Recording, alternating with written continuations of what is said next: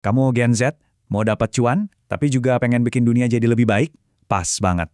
Di sini kita bakal kupas tuntas gimana caranya dapetin dua-duanya di era digital sekarang. Pernah nggak sih ngerasa kayak kerja kantoran aja tuh kok kayaknya kurang ya? Biaya hidup makin gila, tapi di hati kecil pengen ngelakuin sesuatu yang lebih berarti gitu. Kayaknya kerjaan utama doang nggak bakal nutup semuanya deh. Eits, tapi tenang, justru disinilah letak kesempatannya. Ada dunia baru yang kebuka lebar. Selamat datang di Ekonomi Digital, sebuah panggung yang kayaknya emang dirancang khusus buat kalian, Gen Z. Oke, kita masuk babak pertama, The New Digital Hustle. Kenapa? Soalnya aturan main yang lama udah nggak berlaku lagi. Lupakan cara-cara kuno. Coba deh kita bandingin. Di satu sisi, ada jalur karir tradisional, kaku, terikat jam kerja. Di sisi lain, ada digital hustle, fleksibel tanpa batas, bisa dikerjain dari mana aja. Hayo, lebih seru yang mana? Lanjut ke bagian 2. Ini bagian favorit saya. Kekuatan super Gen Z. Serius, kalian mungkin nggak sadar, tapi kalian tuh sebenarnya udah punya senjata lengkap buat menang di era ini. Yuk kita bedah satu-satu.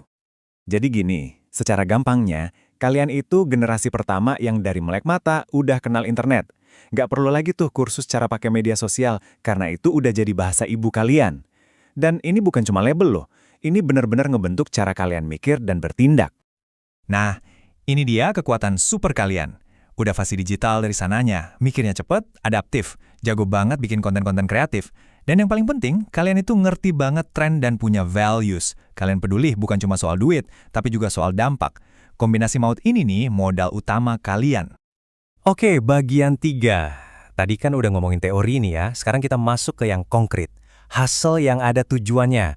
Gimana caranya cari cuan sambil bikin perubahan? Yuk kita lihat contoh-contohnya. Ide pertama, upcycling. Ini keren banget. Benar-benar ngubah sampah jadi harta karun. Coba bayangin deh, jeans bolong atau spanduk bekas pemilu bisa jadi tas yang super unik. Ingat, yang dijual itu bukan cuma produknya, tapi ceritanya. Dan itu harganya mahal.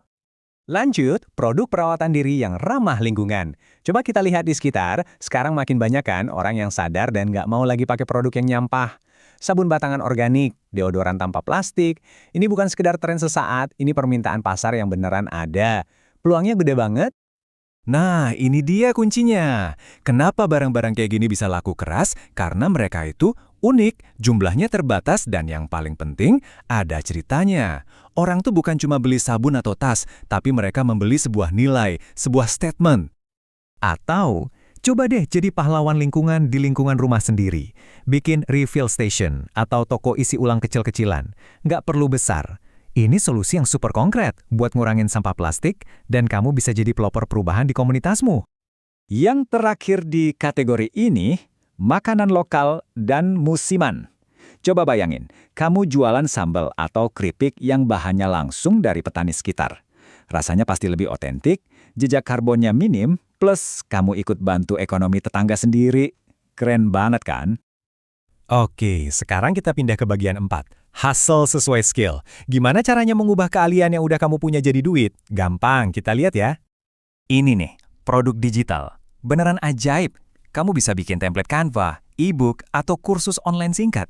Modalnya apa? Waktu dan kreativitas doang. Dan yang paling gokil, sekali kamu buat, produk itu bisa ngasilin duit terus. Bahkan pas kamu lagi tidur. Itu namanya passive income.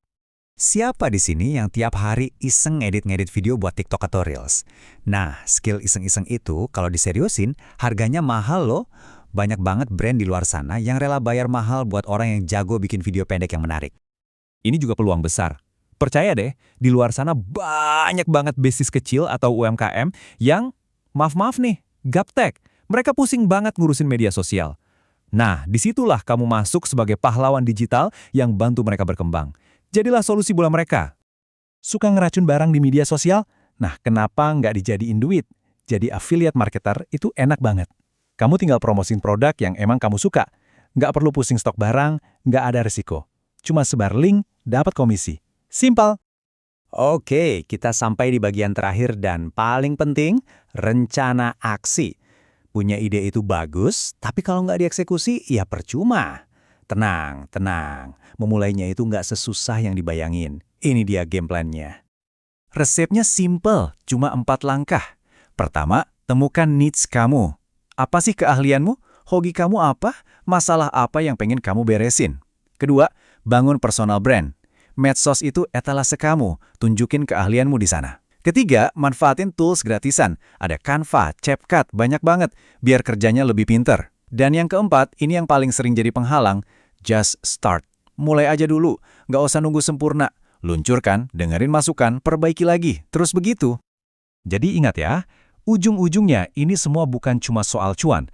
Jadikan apa yang kamu bangun itu bukan cuma mesin uang, tapi juga jadi kendaraan buat bikin perubahan. Ini kesempatan kamu buat ngebangun sesuatu yang lebih besar dari sekedar diri kamu sendiri.